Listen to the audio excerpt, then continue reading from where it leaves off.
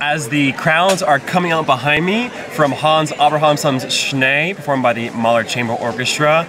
That was an hour-long piece made up purely of musical canons, and canons are when one motive is played and then followed by another instrument in succession, and the whole piece is about who is leading who and what is answering what, and over the course of the hour-long piece it kind of turns itself backwards throughout, and it's really quite a cool piece, and it's really interesting to hear a piece called Snow in the weather of sunny Ojai.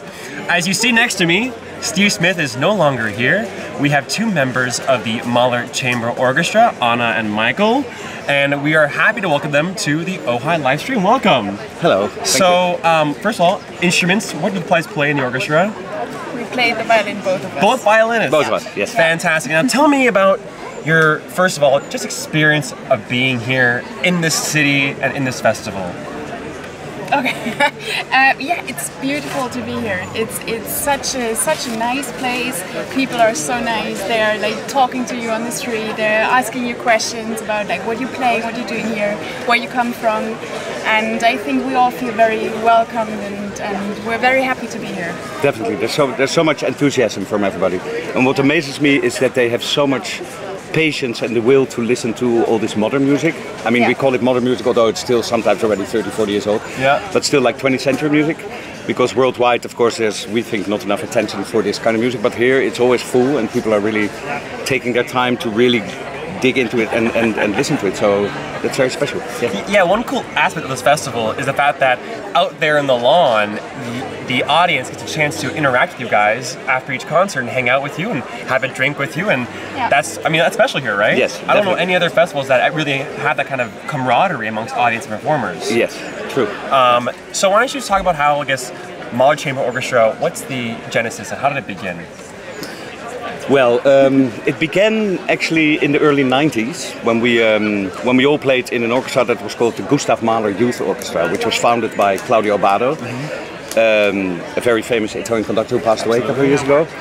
And in 1996-7, we kind of got a bit too old for the youth orchestra, and with Abbado's help we decided to stick together as friends, and because we all came from different countries and we still wanted to play music together, so we decided to found a chamber orchestra. And Claudio Abbado helped us a lot in doing this by introducing us to Italian music festivals, and especially the festival in Aix-en-Provence in France, where we started to play Don Giovanni opera, which we played, I think, about 75 times all over the world. Wow. With him, and especially with Daniel Harding. It's actually how we got to learn to play together. And so since 97, we kind of, well, we stole somebody from the office of the Mahler Youth Orchestra to become our manager. We borrowed about 100,000 Deutschmark from the Deutsche Bank. We sat next to each other in the bus, we shared rooms, we did it all really simple. We didn't get paid yet the first tours. But slowly we got more famous and the money came in, and well, and now you're here at Ojai playing. Exactly. So you spoke about the international aspect of this group. Where are the players from? From all over the world. Just fire off a list of countries. Oh well, Holland, Belgium, France, Spain, England, Italy, Australia, Japan, America, Poland, Germany, Sweden, Switzerland, Austria. It's about, I think, 21 different nationalities we have in the orchestra, which means we have 45 members, so nearly 2 per country. Wow. And so, I guess that begs the question, how do you guys rehearse then on, at home? Yeah. Or whatever, I don't know where home is, but...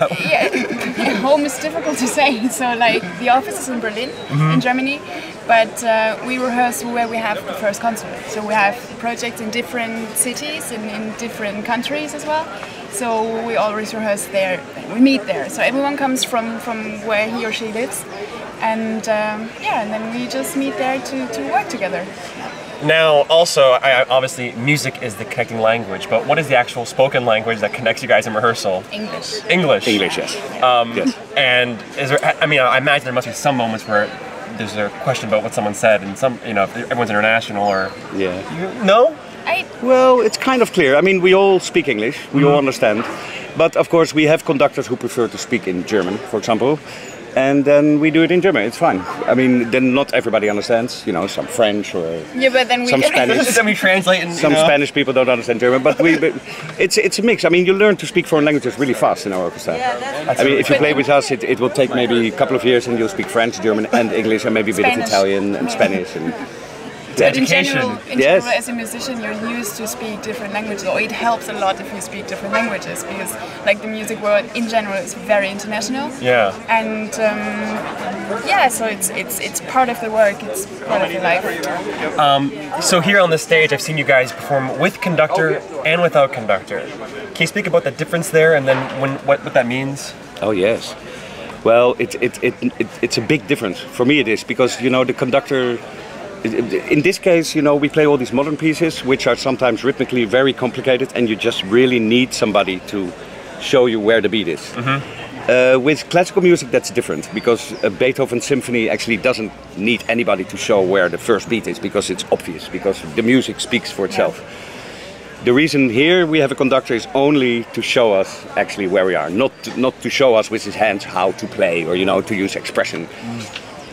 Of course, it helps sometimes. It helps a little bit. Once in a while. As well. The thing is, it's very tempting to play without conductor, you know. Yeah. In a couple of hours, we'll play the Bartók Divertimento. Right. Without conductor, which gives you really a feeling of playing chamber music, because you have to just watch each other a little bit more than normal, because there's nobody there in the middle. So you watch the first violin, the first cello, the first viola, and the first bass, and you listen to them, you react on what they do. So the interaction is actually quite organic, and with the conductor, you know, he decides when to start, so everybody is looking at him, and sometimes that leads to a bit less contact in the inner circle of the leaders, you know, because everybody just focuses on the conductor. But of course, this doesn't work with every orchestra size. Like here, we have quite a small size. So for the Bartók, for example, later on, we will be just strings. So of course, when you have 100 people on stage, it's a bit complicated to play together without a conductor. Yes. So now we are, I don't know, how many are we in Bartók? Like 30, I don't know, 30 maybe, or something. Around 30.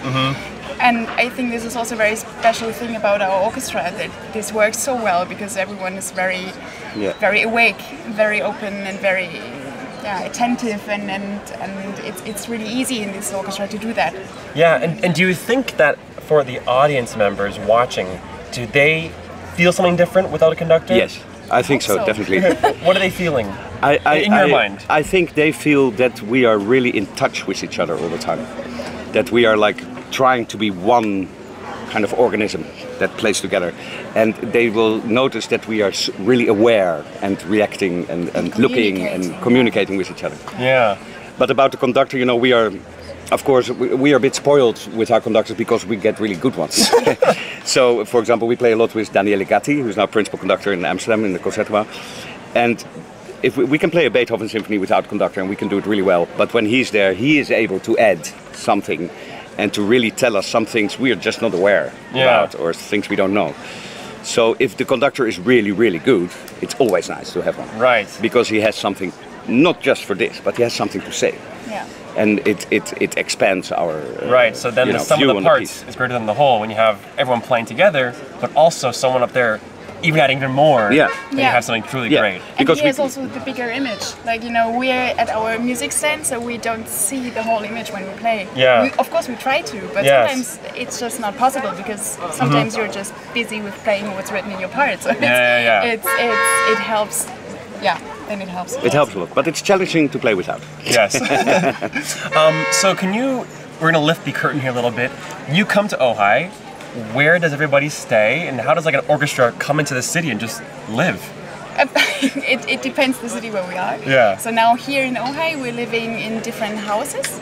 So, and we have beautiful houses. I mean, the surrounding is so beautiful, and me, for example, I'm living a bit like up in the mountains, and we have a wonderful view, wonderful, beautiful house. Yeah. And we're 6 people there in the house, 7.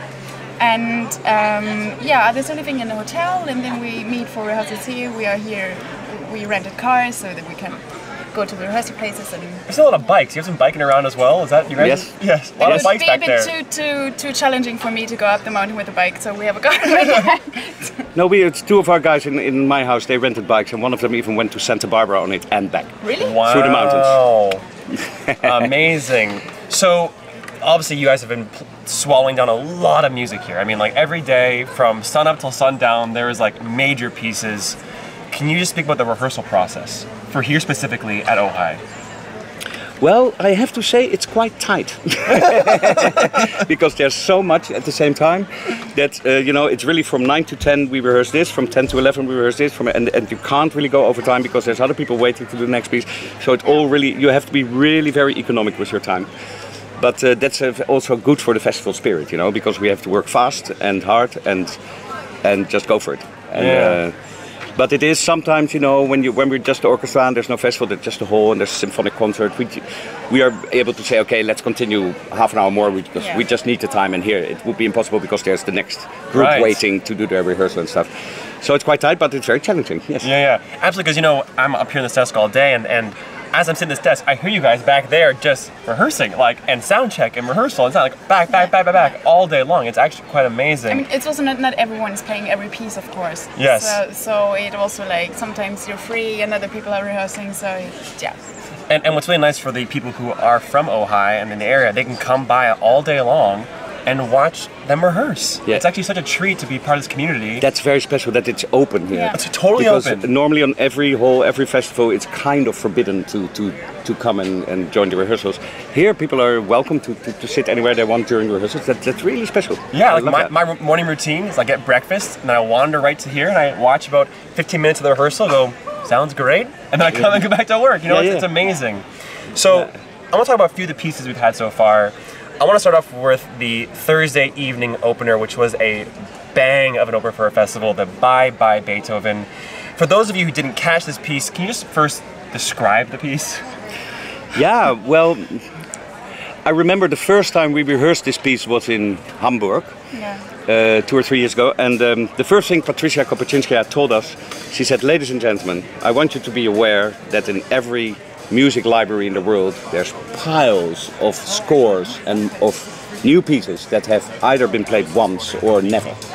And it's our job to play this music. We are the messengers of new music. We have to play it. We can't just only play Brahms, Beethoven, Mahler, Bruckner, you know, all the classics.